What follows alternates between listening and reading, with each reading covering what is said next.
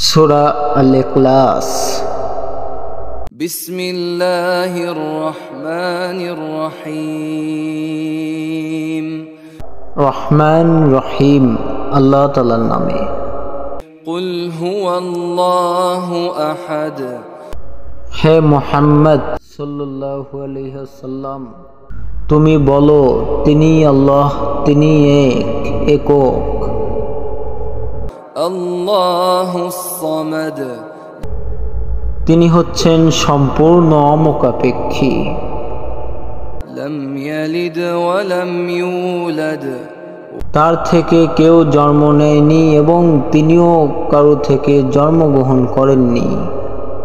ওয়া লাম ইয়াকুল লাহু কুফুয়ান আহাদ।